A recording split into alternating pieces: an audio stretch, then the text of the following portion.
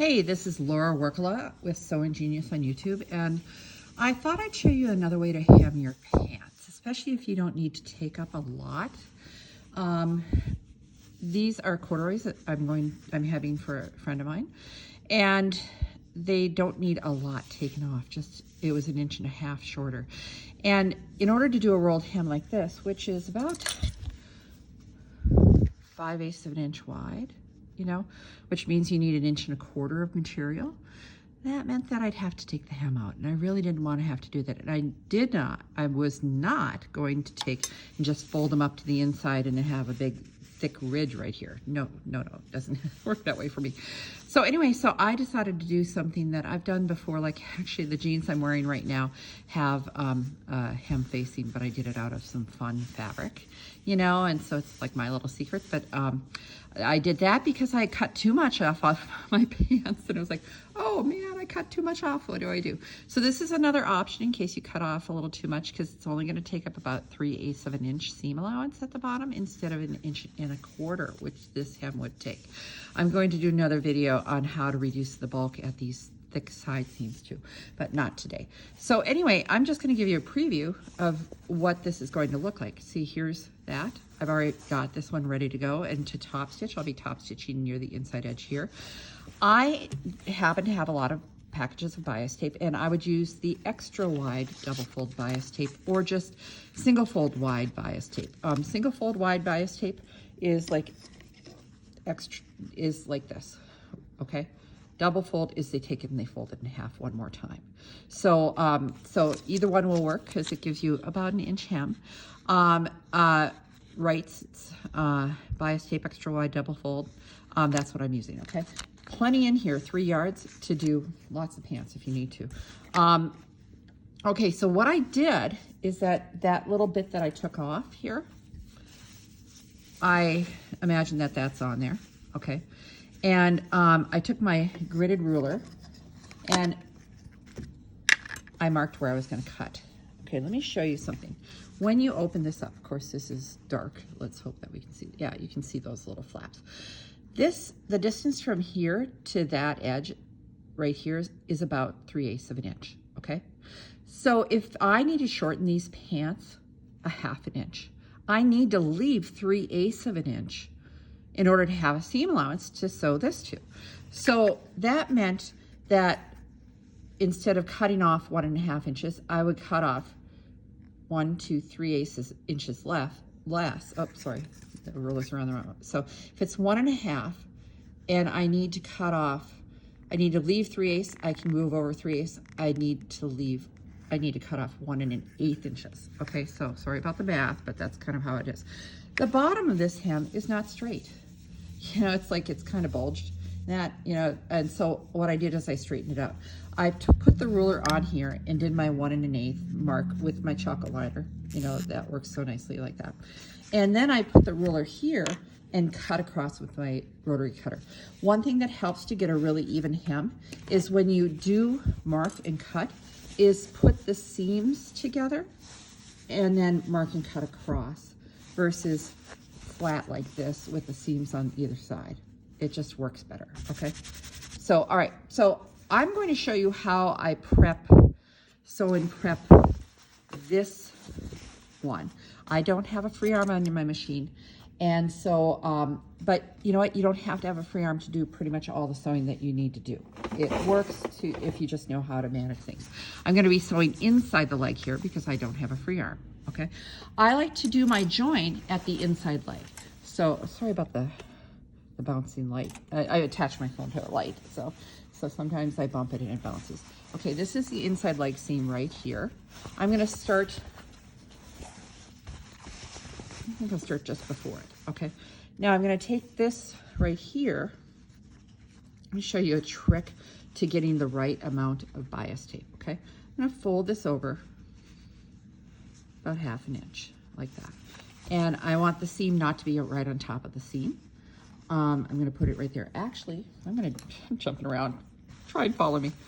To reduce the bulk, I'm gonna cut that seam allowance and this seam allowance a steep diagonal just within that bottom 1 inch. so it's less bulky. I'm trying to not have it be bulky and stiff, okay? Okay, so that inside leg seam, where is that inside leg seam? There it is. Okay, so I'm going to start on the back side. You'll have to check it out to see what's the back. Okay, so now I'm gonna do this. So this particular thing that I'm about to do is going to make it easier to figure out how long to cut this and put a seam in it at the end. I don't want to do an overlap. I want to do a seam, and it's not hard if you know what to do. So what I want the seam not to be at the seam line here. I want to go right here. Oh, I also need to open up this edge. So I'm going to open up that edge like this because I'm going to stitch. You can see there's a crease right here. I'm going to stitch in that crease. Now that crease, it turns out, is 3/8 of an inch from the edge. Now if you can put a piece of tape 3/8 of an inch from your needle, or move the needle over this way or that way to make 3/8. My presser foot, when the needle's in the middle, this is a 9mm wide stitch machine, so it's 3/8 to the side of the foot. So that's what I'm going to do right now. Is but I'm not going to start there. I'm going to pin it there, and I'm going to start matching the edges just a little ways down, like about here, okay? And you can go ahead and pin this whole thing. It depends on how comfortable you are with doing this on the fly. I mean, you know, maybe I'm gonna move that over because here's the crease. Sorry, there's a bobbin on the floor. Here's the crease and my needle's way over there. So I think I'm gonna move that over.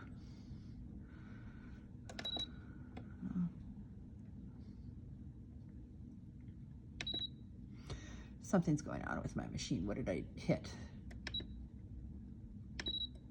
Oh, clear. I'm gonna turn it off. Okay. Sometimes it's the best thing to do. Okay, now it's back in the first position. Okay, there we go. Okay, so I'm thinking that I like to hit that crease because it's gonna fold the best and make your life easier. So what you can do is you can take your sewing gauge and measure how far is it to that crease. It looks like it might be more 5/16. If it is, that's really good if you have a 7mm width machine, because the distance from the center needle to the side is 5/16 of an inch. So I guess I'm gonna be moving this over a little bit. I try to write on my machine what the placement is if I, let's see. So to measure, I put the, let's see if we can get that in there a little better. I put the ruler upside down. I move the slider out of the way. I put it like this, and I can then measure to see how far that is. I'm going to actually do one down and one up, because sometimes if you move the needle, it doesn't like to move, even though you move the position. Yeah, I'm going to do that. That looks better. Okay, so whatever the crease is, do that where the crease is. And it's usually pretty even. So I'm going to start stitching here, leaving the first couple, few inches unsewn, because that makes it easier to do a stitch at the end. All right, so yeah, that's looking good. I like that. So what I'm going to do is I'm going to open up that leg like that, and I'm going to put this binding right along that edge. You can pin it if you want. I'm using the right side of my foot as my guide for my stitching. And I'll just keep rolling this around as I go. I didn't bother to open this up with the iron, partly because, I didn't want to mess up what was good. I don't like that little bump there. So out come the scissors. Might have been just because it was going over a bump with the rotary that it didn't cut it well. Of course, don't let this be like your mother's cutting your bangs and cut until you have nothing left. Okay, so, all right. And keep rolling this around and just open that up, keeping the edges even. And probably would have been easier to see if I did contrast, but I think you can still see what I'm doing here. Looks like a little bleach got on there. Now this is going like this because there's a slight flare to the leg, and so I'm just gonna do that. And bias, of course, takes curves if you do have a curve, which is a nice thing.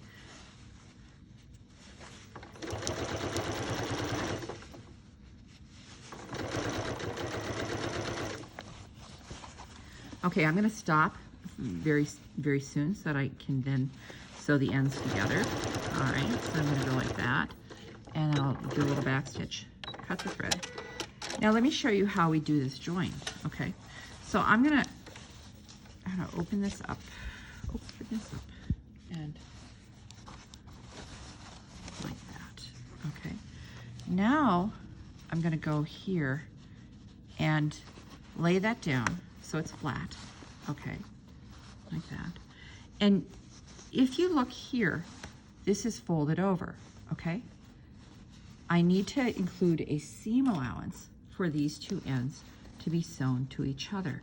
So what I'm going to do is I'm going to mark this where the cut edge is here. Here's the folded edge. I'm going to do that. Now I'll take my scissors and do the best you can here to cut this straight across like that. All right. Move a few things. All right, so now what I need to do, just to make sure I do the right seam allowance, I'm going to measure how much did I fold over here, okay? It looks like it's just under 1/2 inch. Isn't that nice? I should have measured. Okay, but if I do a 1/2 inch, it's okay because it's sometimes you can do a little bigger seam allowance. Okay, now what I'm gonna do, just like a slightly bigger allows it to fit. I'm going to, this is not sewn from here to here. I'm going to bend the fabric and put these back to back. And I'm going to not open them up yet. I'm going to match the ends.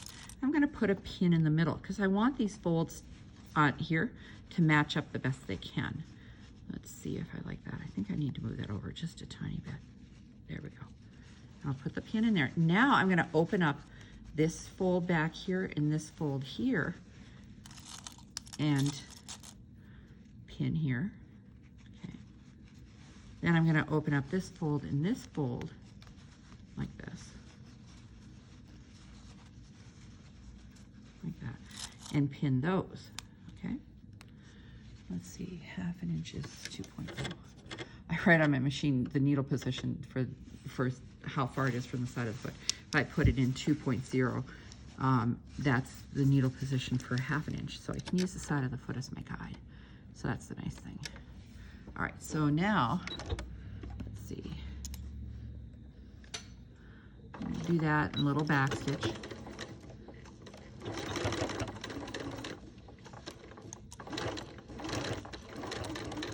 Try not to sew over pins.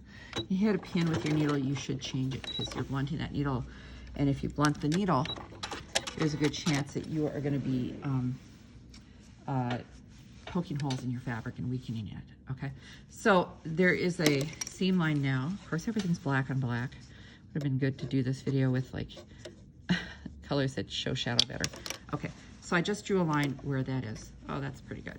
And I'm going to cut. I'm just going to reduce bulk by cutting off these corners of the seam allowance to where the stitching is, okay? Then I'm going to open up this seam allowance like this. And I'm going to lay this back down inside here. And if you need to, you could throw a couple pins in. That's absolutely fine. I mean, I use pins most of the time.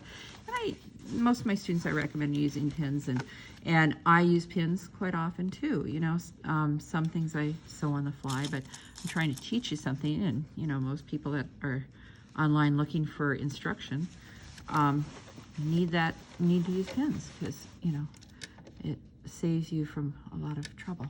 Okay, so let's see. I think it was 6.5. Yep, 6.5. Okay, so let's see. I'm going to just overlap where I had stopped, and then I'll use the side of the right side of the foot, even with the edge here, and that seam is open. You know, you can take this to the ironing board after this is sewn, and press that seam open with the iron on the bias tape. And I'll just overlap that stitching a tiny bit, cut my thread, and then that's all set, okay? Then the idea is that this since I sewed in the crease, this should fold really easily right there. All right, then I'm going to take this and untwist the leg that I just twisted sewing. And I'm going to fold it up so just a tiny bit of the corduroy will show on the inside of the pants, all right? And you can press that up, like you can pin it and press it up at the ironing board. Just be careful about putting the impression of the pins into the corduroy, because you want to be careful. One thing that would help is if you put the pins like this, because then they're going with the wale of the corduroy, so that there's less chance you're going to crush that. And you can just press here so that you're not crushing the pin head into the corduroy. So those are a couple tips there. Now I'm going to switch to the other leg, but because, see, I've pinned it like I showed you, and it's pinned all the way around, but I can't really plan. If I tried to sew it this way, I might sew it to itself. So I'm going to reach in here to the leg and turn this right side out so I can sew inside the leg. I also am going to show you how you can take a stitch and ditch foot to help you guide your stitches.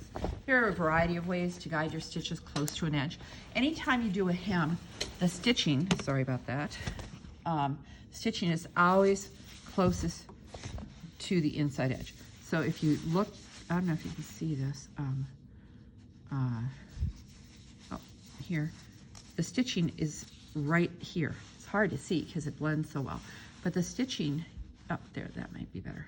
The stitching is right here, close to the inside edge. If you sewed it like here, it would roll down to where you sewed it. So anytime you do a hem, I call this the outside edge, which is the bottom of the pants, and that's the inside edge. You always want to sew close to the inside edge. Okay, so now I have this leg right side out, so I can stitch on the inside of the tube, okay? Because that inside of the tube is what's really important, okay? So one thing you can do is that it's just a regular all-purpose foot. I can put on my stitch in the ditch foot. The stitch in the ditch foot, it has this blade right down the middle, and I can run that against the edge of the hem, and I can move it so the needle is just to the right of this blade, so I can get consistent stitches. Okay, so it's already a little to the right of the blade. I'll move it a little bit, and then I'm going to put the pants leg underneath there. I like to start at the inside leg whenever I do my stitching, because then it's less noticeable. Okay, so now my seam is right here. It's hard to see. I mean, in that light, you can just barely see it, but it's not adding any bulk whatsoever. So I can put my presser foot right there, and my needle, here, let's see if we can move this over a little bit, get a better centered, I like that.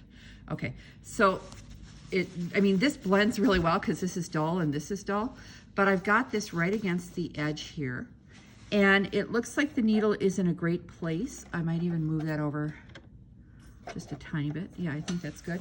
So now I'm going to open this up and have it flat in front of my my presser foot. I'm going to also lengthen the stitch length. A lot of times hems are a little longer stitch length on these. Can you also see that I have a little bit of the corduroy showing on the inside? And then I'll pull that pin. Of course, you gotta be careful not to push those pins down too far, because you'll be skewering yourself. I usually put my pins facing that way, but on hems, you know, like this, it's wide enough to put the pin perpendicular to the edge.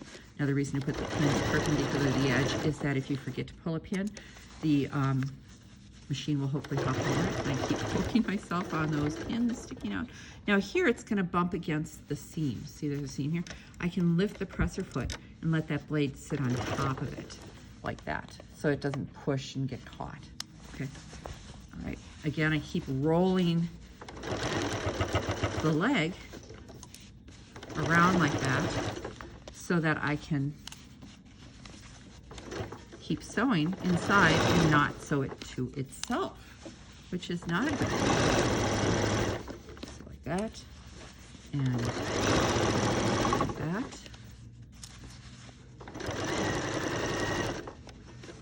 And there's my, I actually don't backstitch when I start, because I know I'm going full circle.